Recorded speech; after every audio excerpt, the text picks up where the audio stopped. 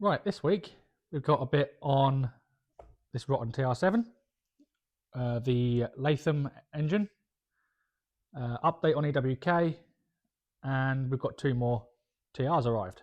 So we'll get into it.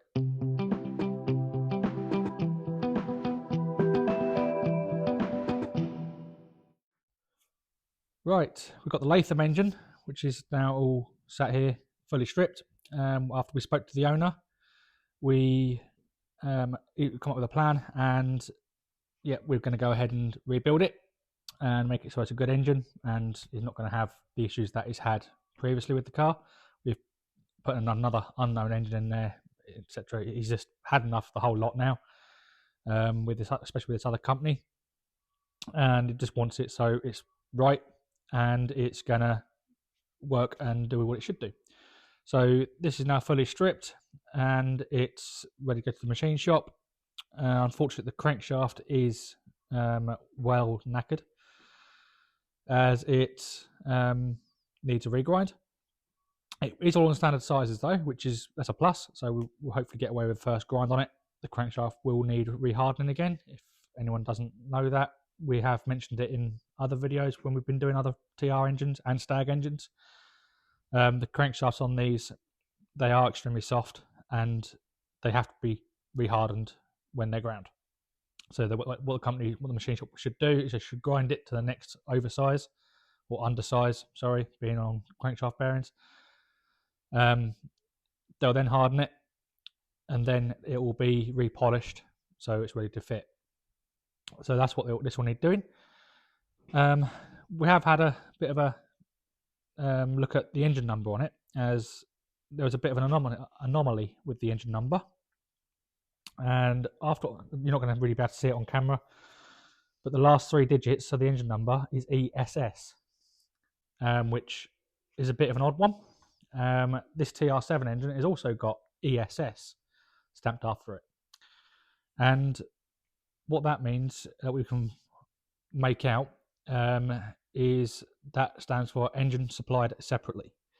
So these engines would have been warranty engines back in the day when the car was new, had an engine failure.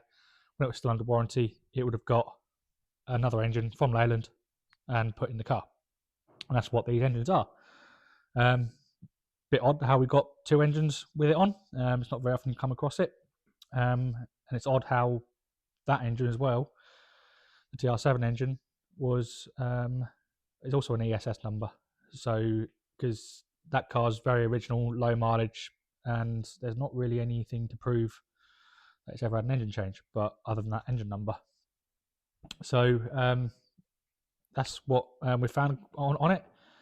It could potentially be why it's got the wrong pistons in it, as if there was a shortage of sprint pistons, they may have put the low compression TR7 pistons in there just to get out of trouble, as the low compression TR7 pistons are the only ones that will fit and clear the valves other than the actual sprint pistons. TR7 ones, standard TR7 UK spec ones, will actually hit the valves. So it could be why it's had them pistons put in there. Can't really find another reason why, as when we stripped it down, there was no evidence of it ever coming apart bottom end wise. Again, like I said, all the bearings were original and they were original Leyland, all through to the copper. So the pistons as well were original Leyland ones, not aftermarket. So yeah, can't really work out why it would have them pistons in there on a sprint number, but that's what it is. But we will put it right so it's how it should be. Right, we'll go on to Black TR7. Right, the Black TR7. Well, this is the one that on this side, the rear train arm mount had actually completely separated away from the body due to the rot, and the back axle had all come dislodged. So on this side, it was really, really bad. It's full of fiberglass and aluminium plates riveted in, all up inside here. So initially, we got all of the tire pads out of both sides, so we know what we're dealing with. And now on this side, we've refabricated all the rear deck. This rear deck panel goes right up to about here somewhere that we've made. but you just see the weld there. It's had a whole new bottom edge on it as well, and then we've had to re-straighten all the train arm mount, which we're going to look at in a second underneath, and refit all the floor pan and get it all back in the right place. So it is all now in the right place, and it is absolutely solid. So this is the bad bit done. The other side is quite bad as well. If you look up into this corner on the other side, you'll see the big hole up there, all around the edge of the floor is bad. And on that side as well, the front floor pan in the corner is all fiberglass and filler.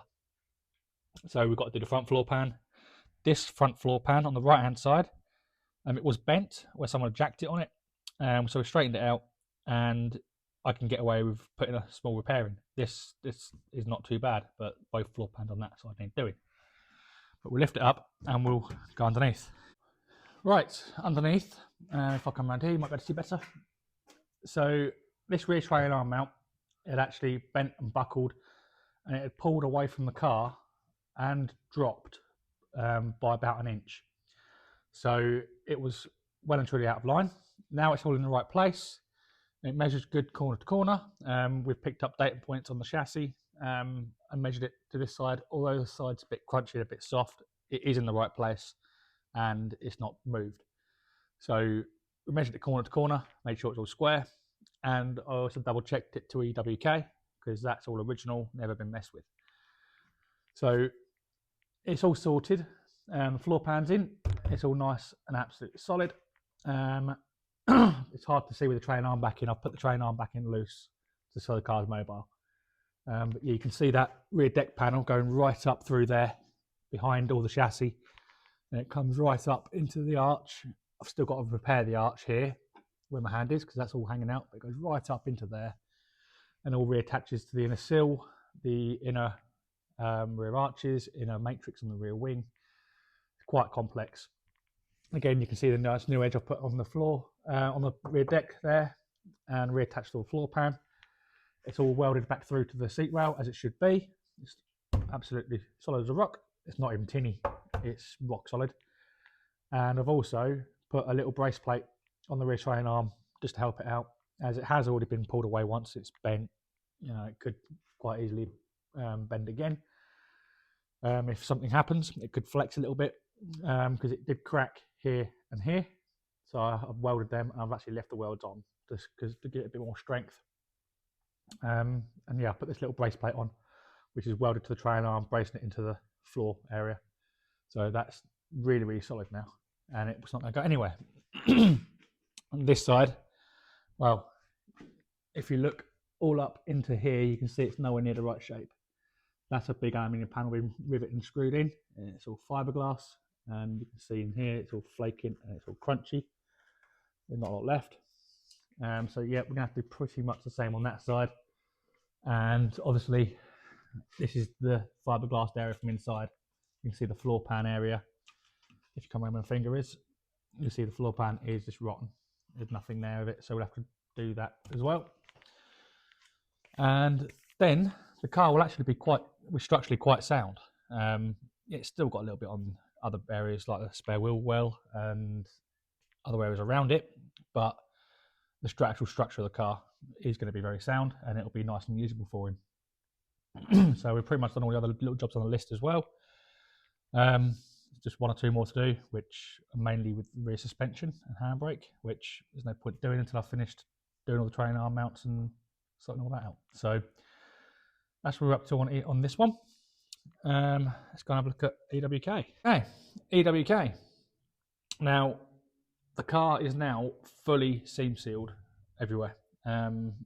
We've finally got all the joints sealed that need sealing. There was a lot of them. I think we've used either 8 or 9 tubes of Tiger Seal. Maybe it might even be more than that now. I've lost count. I'll have to go and have a look. And it's also had 6 litres of epoxy primer used so far, underneath, inside, engine bay, etc.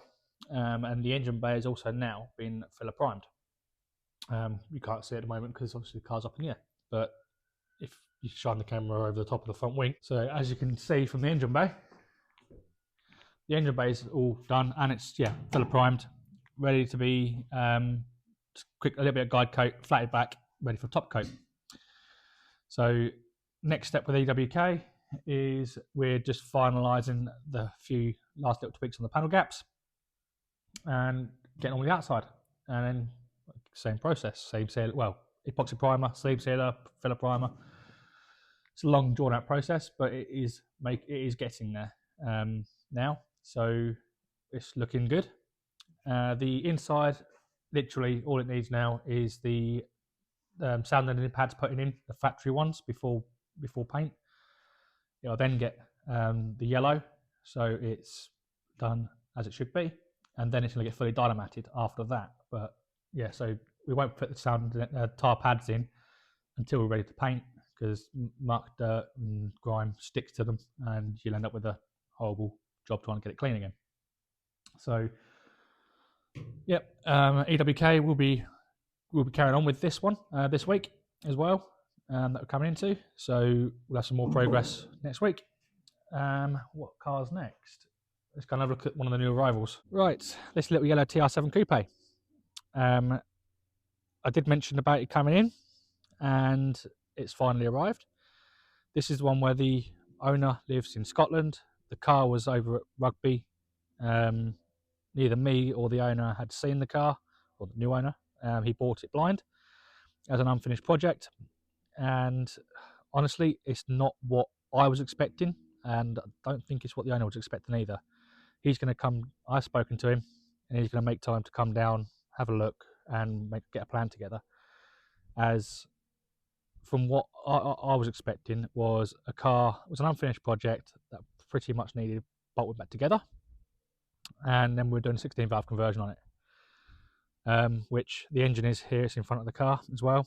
But this, to me, looks like more like an unstarted project. It's not great.